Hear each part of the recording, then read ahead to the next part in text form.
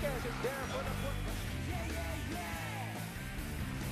There for the putback. Pero libre si Castor for the corner 3. Jared Castor hits that 3-point.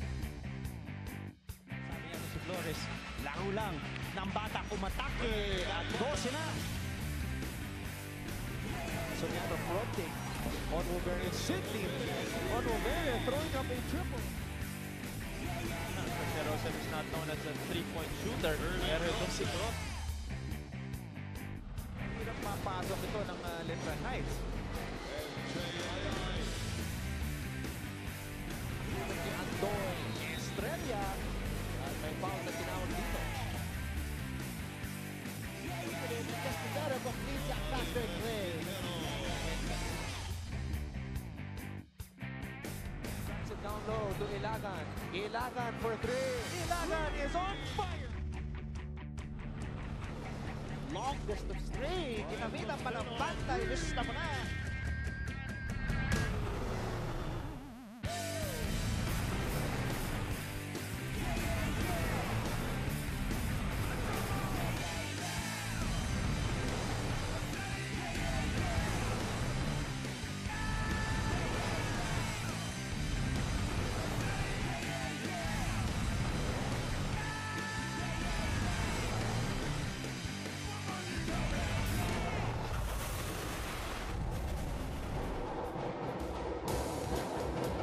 Muli po namin kayong binabati mula dito sa lungsod ng San Juan as we are back inside the Phil Oil Flying V Center, where Edward Dixon, who is fresh off a double-double, is looking to continue a solid performance sapagkat ang kanilang makakaharap ay ang host school ng ating season ngayon, ang San Sebastian College-Recoletos Golden Stags dito sa Season 93 ng NCAA. You're watching us live on SNA. That's SNA HD, Sky Cable Channel 166 all over the world via the Filipino channel and via live streaming sa sports.abs-cbn.com. Kanina nagtagumpay ang San Beda kontra sa Mapua. Ngayon naman maghaharap ang Blazers at ang Golden Stags. And later on, we will also see Colegio de San Juan de Letran go up against the University of Perpetual Health System Galvez. Mabuhay Pilipinas at maraming salamat po sa inyong pagtutok ngayon kasama ang mga grade 11 students ng Baste. Ako po si Anton Rojas kasama sa unang pagkakataon ngayong season si Mikey Reyes. Good afternoon sa iyo, Anton, and good afternoon sa lahat ng mga nanonood ngayon. Exciting matchup ang mapapanood natin. Exactly, Mikey, sapagkat ang dalawang kupunan na ito ay nanggaling sa panalo. Ang St. Benilde was able to rack up their first win on the court after beating Mapua. At ito naman San Sebastian, after a week preparation, they are back at it hoping to win back-to-back. So yun nga, sinabi mo, both teams coming off a win. So yung kumpiyansa nila ay nandun, and hopefully ang gusto ng mga coaches nila ay makapagtuloy-tuloy sila, get that back-to-back win, and then we will see kung ano mangyayari. Pero very, very crucial to looking at our standing itong game na to for San Sebastian. If they get this win, they go up and tie itong EAC Generals and Letran Knights for third place para naman sa CSB. If they win this game, aangat sila to as high as 5th place. At pag natalo naman ang matatalo naman, babagsak. Baka yun, makipaguluhan pa dun sa Arellano and Perpetual. Kaya nga, very, very important game for both teams. And if they can be consistent and deliver the way they did sa huling game nila, malaking chance manalo ang team. Alam mo, Mikey, habang tumatagal ang ating season, nagkakaroon din ng mga breakout performances ang ilan sa ating mga magigiting na manlalaro dito sa NCAA.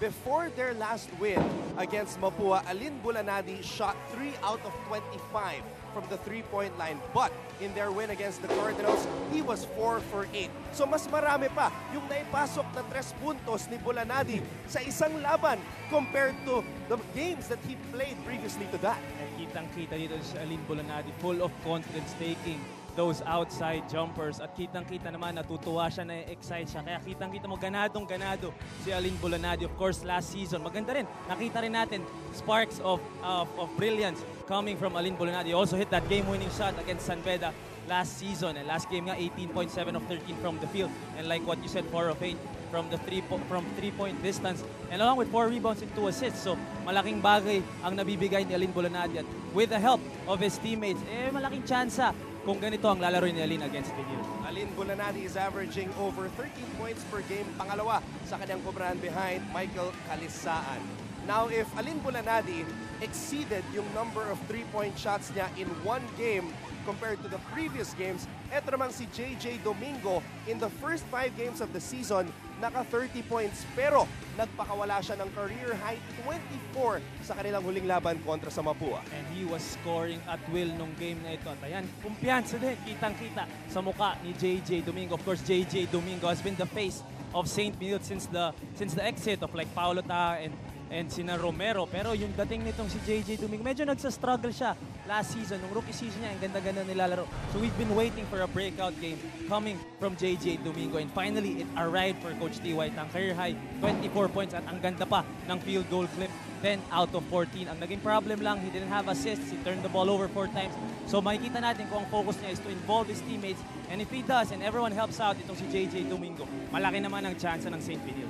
Well said. They need a go-to guy sapagkat walang ma-average ng double digits sa St. Benilde, sa mga manlalaro ng St. Benilde dito sa Season 93. And now to complete our broadcast team, puntahan natin ang ating pangatlong kasamahan na si Princess Legaspi at courtside. Princess? Ayan. Good afternoon, Mikey and Anton. And of course, magandang hapon po sa inyong lahat. Nandito naman tayo sa NCAA 93 and we have the Golden Stags versus the Blazers for today. Pero bago po ang bakbakan, sagutin niyo muna ang aming question of the day. So for our question of the day, para sa inyo, sino ang ultimate starting 5 ng school nyo? Yan. So pwedeng old school or pwede rin yung recent. So for your answers and comments or suggestions, you may also post on our social media account and don't forget our hashtag, that's hashtag NCAA Season 93 and hashtag NCAA Strong. So para sa akin, Mikey and Anton, medyo old school. San Beda 2009. Ang starting 5 ko, si Ekwe, Marcelo, si Aljamal Escobar, and of course, isa sa ating mga analysts, si Gorgie Hermida. Kayo, Mikey and Anton, sino ang starting 5 Mikey, nyo? I think that's the biggest starting lineup ever. Grab your front line. Si Hammer nandun. Ikaw, Anton, sino ang first 5 mo? I think I'll go with a mix of old school and new school. I'll go with Romel Aducol and Dopex Robinson at the point. Pero sa mga new school players naman, yung pinatubo trio, Ronald Pascual, Calvin Abueva, and Ian Sangalang. Easiest ultimate 5 in the NCAA. Para sa akin naman, for St. Benilde, I have to go with Paolo Orbeta at point guard, Carlo Lastimosa at shooting guard. Of course, and of course, former MVP Sunday Salvacion naman sa aking forward. Nandiyan din, of course, si Al Magpayo, which is ang tagal-tagal. And of course, the big man, Jondan Salvador. So yung limang yun, very, very bright yung pass ng Benilde. So hopefully yung future nila, very bright for Coach T. White. Right, Mikey, that was our ultimate starting 5, Princess. Maraming salamat. You did your homework. You also gave up your response. All right, we also want to hear your response. Kaya tweet nyo kami, gamit ang hashtag NCAA Season 93. Sa aming pagbabalik, bakbaka na sa pagitan ng San Sebastian at CSB. This is Season 93 of the NCAA and we are NCAA Strong.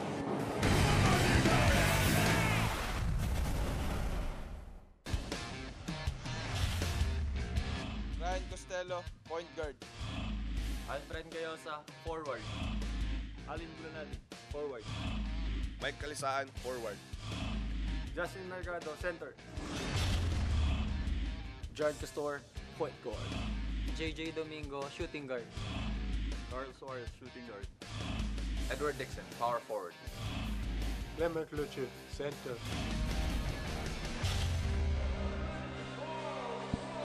Inyo pong napapanood ang aming live coverage dito sa SNA ng NCAA Season 93. Ryan Costello looks like he is going to solidify his position as the starting point guard ni Coach Egay Macarayas. He is joined by Alfred Gayosa, Justin Mercado, Michael Calisaan, and the guy we were talking about earlier, itong si Alin Bulanadi.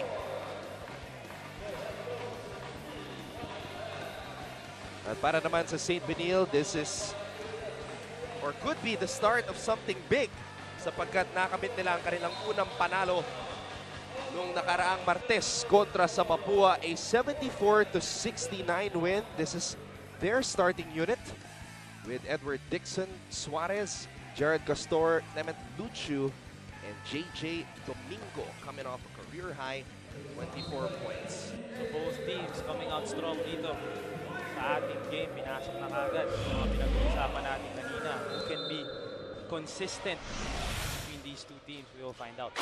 Usually ba, Mikey, para sa isang manlalaro, what does it take to have a breakout performance when you know you've been slumping or underperforming?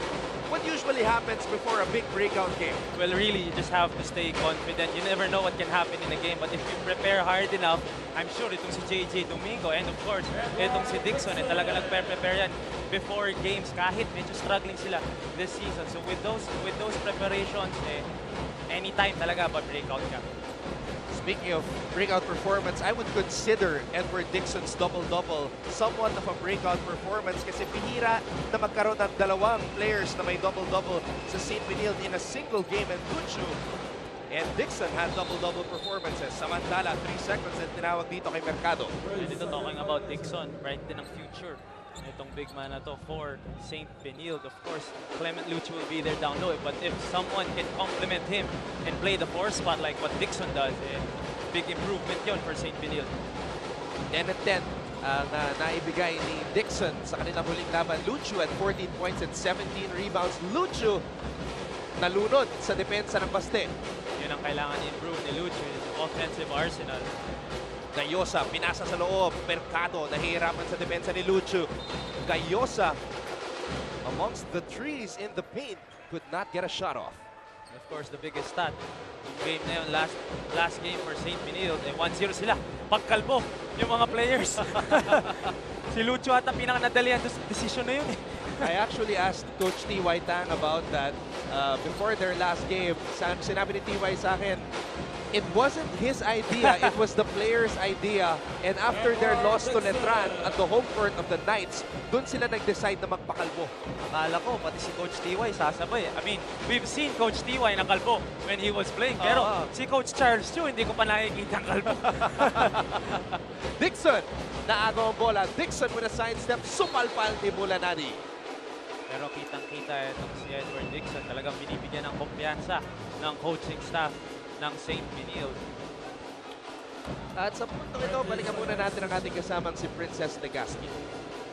Thank you so much, Mikey and Anton. So both teams are coming from a win against MU at pareho silang uhaw sa panalo at pareho din nilang pinagtitibay ang kanilang depensa. But when it comes to aggressiveness, mukhang Coach T.Y. Tang and his team are going all in as they plan on going one-on-one and hit and run against each player of the Stags. Sabi nga ni JJ Domingo, kilala akong matapang pagdating sa court.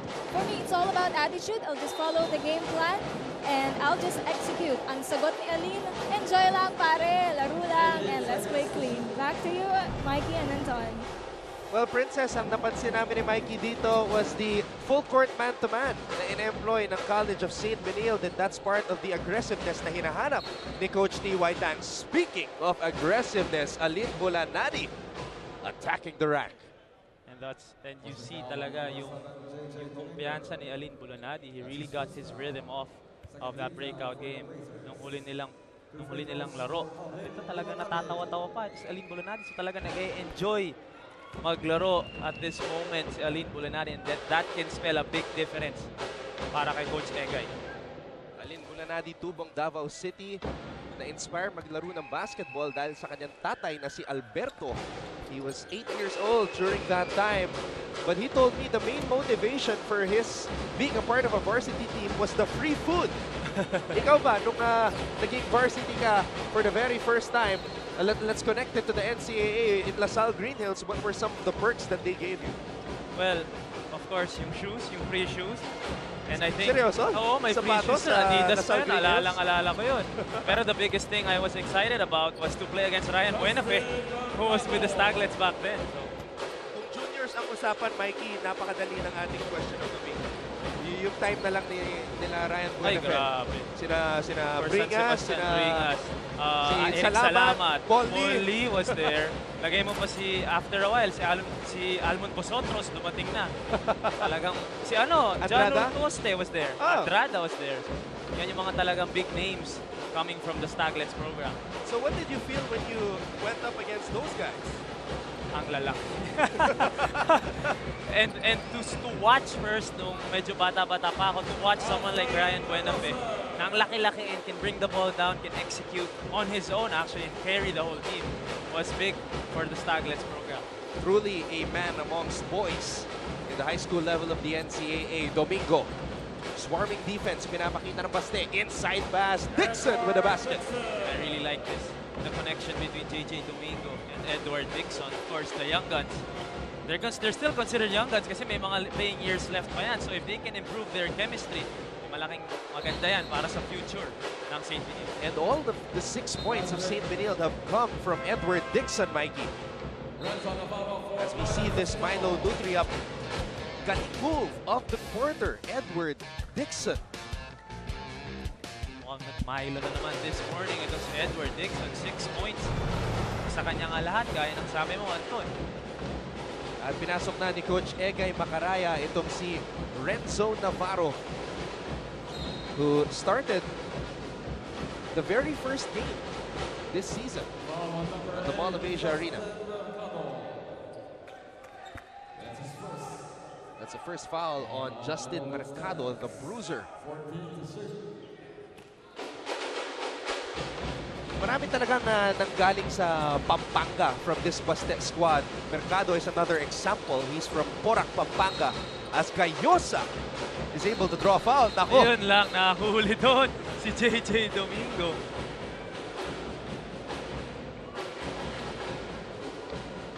I don't know what JJ was trying to do there.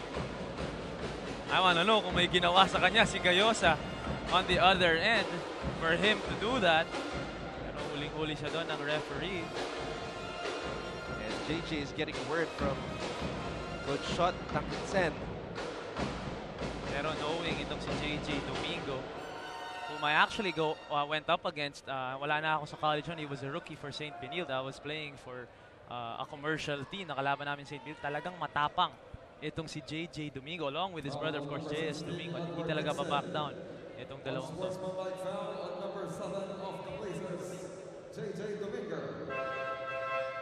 Unsportsmanlike foul ang hatol ng ating mga officials dito kay JJ Domingo. Si Nico sa leeg. Itong si Gayosa. Pero pinagpag lang ni Gayosa. Yung tama doon coming from JJ Domingo. Now, what can you say about Alfred Gayosa this season, Mikey? Played sparingly noong season 92 but has become a starter for Coach Egay Macaraya. Well, what we noticed last season from Gayosa was his aggressiveness. Every time he enters the basketball court, mapa-opensa, mapa-depensa, kitang-kita mo na talagang lalaban itong si Gayosa. And during the off-season, mga off-season tournaments, nagbe-breakout na nga slowly itong si Gayosa. Tinamaan nga siya ni JJ Domingo. So, slowly, na-build yung confidence under Coach Egay Macaraya and now, he is really delivering for San Sebastian. And he is only one of 2 players in this roster this season na nag-start sa lahat ng kanilang mga laro. He and Calisan.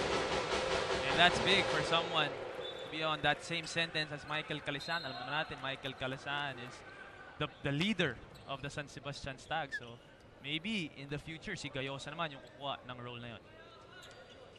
And of course, there could be that Soltones factor as well. Your comment on that? Tina-challenge siguro ni Soltones. Itong si Gayosa. And ako, kung si someone like Gretchen Soltones nga naman, kilalang kilala sa San Sebastian. Macha-challenge nga naman ako kung ako si Gayosa.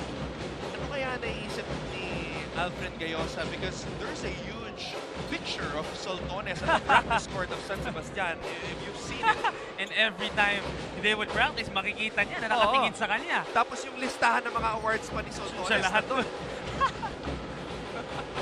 I feel like ganun din siguro yung na-feel ni Robert Pollick when he was with LaSalle and Abby Maranyo. Talagang big deal si Abby Maranyo back then sa LaSalle. Abby Maranyo participating right now in the Asian Senior Volleyball Championship as Gayosa goes all the way. Alfred Gayosa giving San Sebastian a 6-point lead here in the first.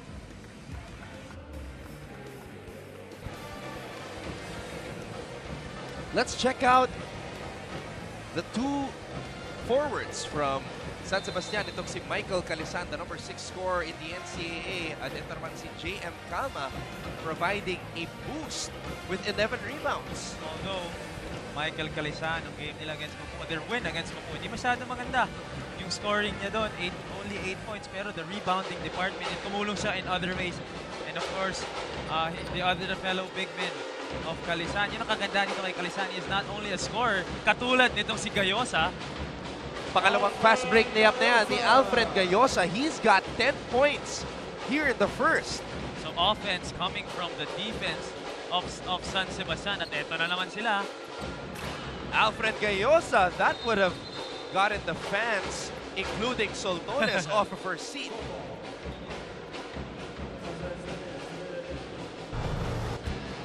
Let's take a look at this steal by Alfred Gayosa sa ating Vivo. Perfect shot, perfect selfie. And if you can get 2 layups early in a game, I'm sure, kumpiyansa ngayon itong si Gayosa. And you know what, Mikey, this is actually a career high already for Gayosa. Namang si Navarro, I'm sure, bright na bright din ang future. Alam naman natin, he played for the Staglets back in high school. At ito yung naging prodigal son ng San Sebastian, Renzo Navarro. Navarro, part of that Staglets high school basketball program, and then played 1 year for De La Salle University before returning to his roots in Baste. Naboa, also a product from La Salle Green Hills. San Juan, errant pass by Chong, picks it up, binigay dito kay Navarro. Navarro, pinapas kay Chong.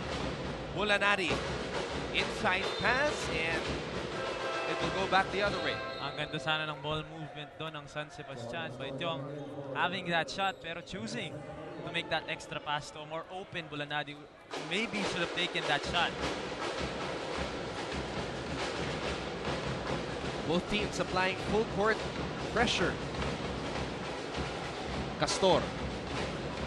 Pinigay dito kay Naboa, back to Castor. Calisan on Castor. Billy for 3. And Billy is able to knock it down.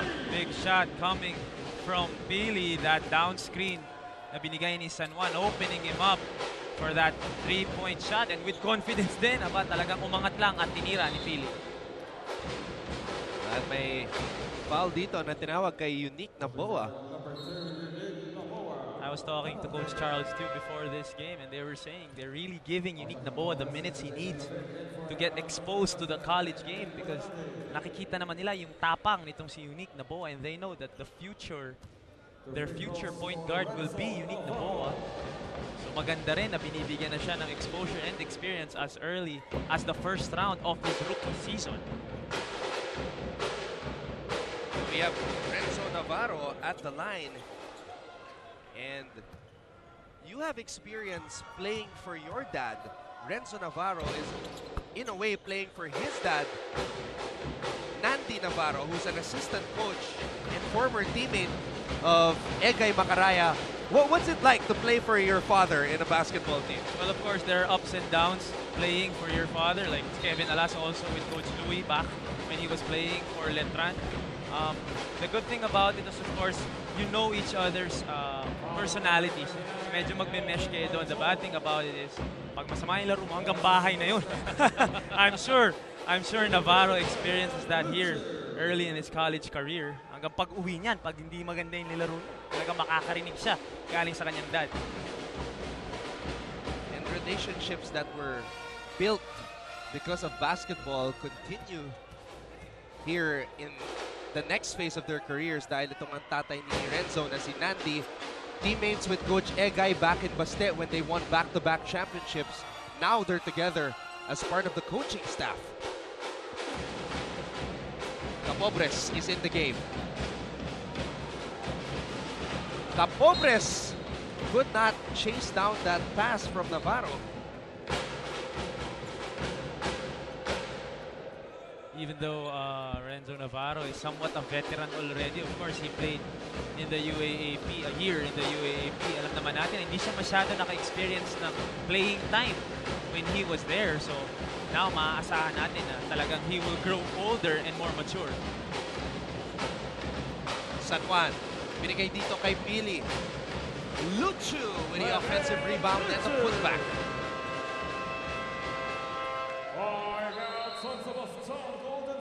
Coach Egay Macaraya calls a timeout. His team is on top by 6.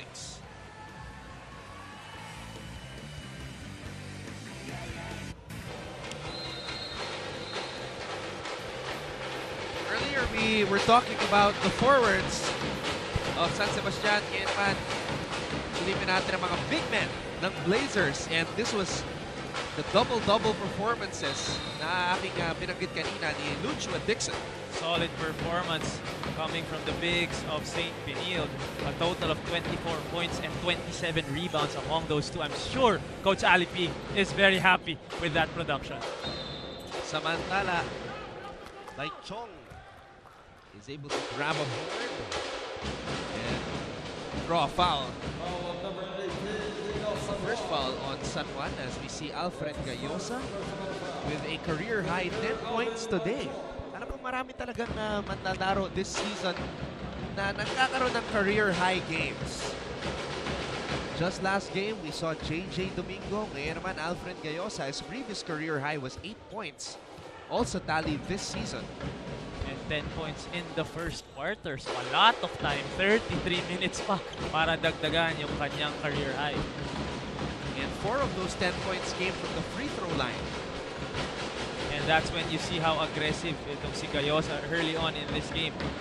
4 free throws and 2 layups coming off steals. So malaking bagay yun for Coach Egay.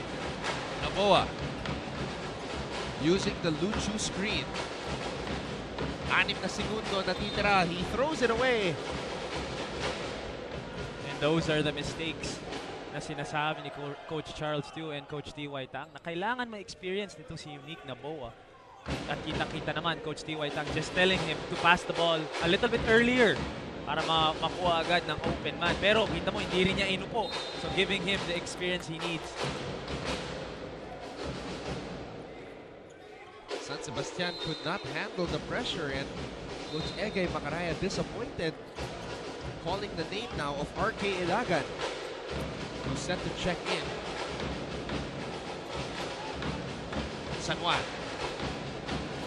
using the Luchu screen. Luchu rolling to the basket at may foul na tinawag dito kay Capobres.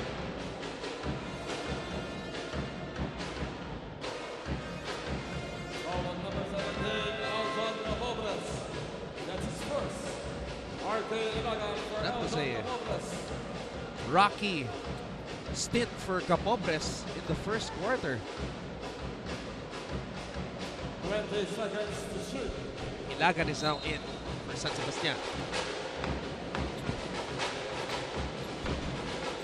Naboa, catch and shoot. Wala. Rebound David. Yun ang kailangan improve ni Unique Naboa in his young career is to develop that outside jumper, because if he has that, someone like RK Ilagan na talagang kilala for that shot, malaking bagay yun for him and his future. Naboa, umatake. Naboa off the glass and in. If he needs to improve his outside shot, yung meron naman siya, yung tapang at yung grit umatake even amongst the threes. Unique Naboa with an end-one opportunity. Ito, basahin natin ang mga tweets ng ating mga manonood from Christine Lemapanag. Nakakatuwa naman, confident na si Dixon this time. Aggressive na din siya. Go Blazers, go Dixon. Dati ba torpe itong si Dixon? At ito, Basted Juniors, Almon Busotros, Ryan Buenefit, Gino Mawas, RB Bringas, Yutian Andrada. Nakalimutan natin Si Gino Mawas, si Pogi. Grabe yung scoring ni Mawas, high school. He was also against Sinapacera Mer, right? I think there was one season that nagkasabay-sabay sila. Yeah.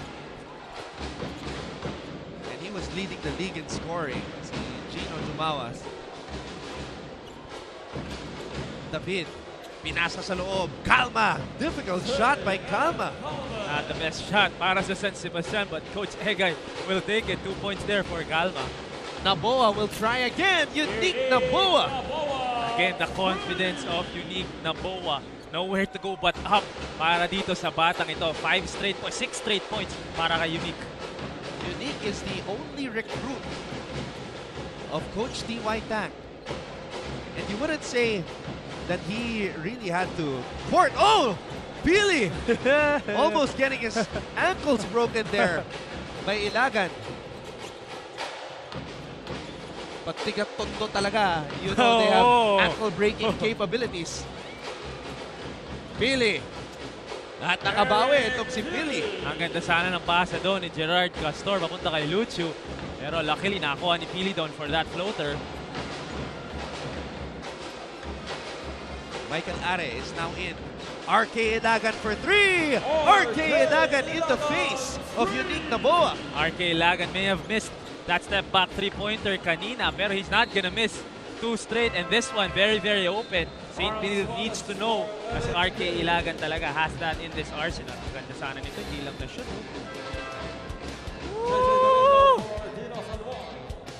Pinasayaw itong si Billy. Steph Curry nga naman ng NCAA, RK Ilagan. Buti na lang, tinanggalan niya yung man bun. And he is back to his old haircut. Alam mo kung sino kilala kong nagtanggal ng man bun kasi minamalas daw siya? Ray ng Batak. Nagpagupit after the 3 games ata or 2 games. Oh, David with a steal.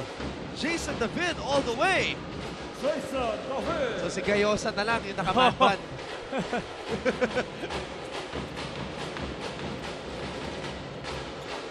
Michael Are. Romara Chada at maubusan ang oras dito. Not the best sequence there for JJ Domingo, ending the quarter with 2 straight turnovers, resulting to 2 fast break points for San Sebastian. Pero overall, still a close game here for St. Benilde. That was a long first quarter, an eventful one with a lot of players surprising us, katulad na lamang ni Alfred Gayosa with a career-high 10 points, and then Dixon scoring the first 6 baskets. As we see, Dixon here, and Gayosa.